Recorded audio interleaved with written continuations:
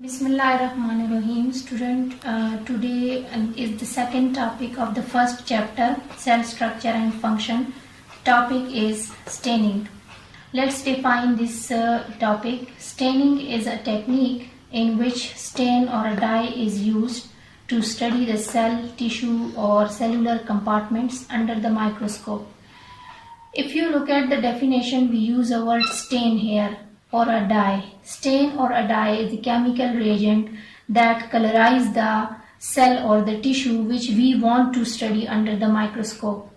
Staining procedure or a technique is widely used nowadays in medical fields like in histology, which is the study of tissue, hematology, which is the branch of medicine in which we study the diseases and their treatments of the blood diseases, cytopathology, which is the study of the diseases at the cellular level. So a staining procedure or technique is very much important. There are many types of staining. For example, the first is single staining. Single staining is, as the name indicates, in which only one stain is used. It is also called a simple staining. Examples included as methylene blue staining is the example of single staining.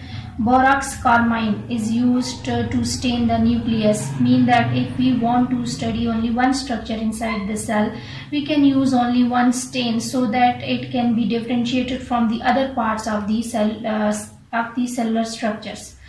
Next is double staining or multiple staining. As the name indicates, multiple staining mean that we use the different stains, mean more than one stain is used. It is also called differential staining. Why called differential staining? Because in differential staining we can differentiate between the two structures. For example, eosine is used to stain the cytoplasm. Similarly, hematoxylin is used to nucleus.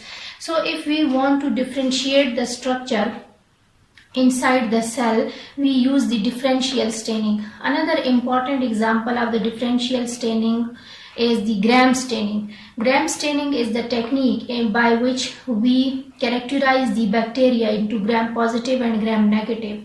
So, for example, the rhizobacteria, the plant growth promoting rhizobacteria, if we want to check that either they are gram positive or gram negative, we will use gram staining procedure. In gram staining procedure, we use iodine, we use alcohol, we use safranine, etc. Different stains are used. That's why we can differentiate between the gram positive and gram negative bacteria by gram staining. This is an example of differential staining.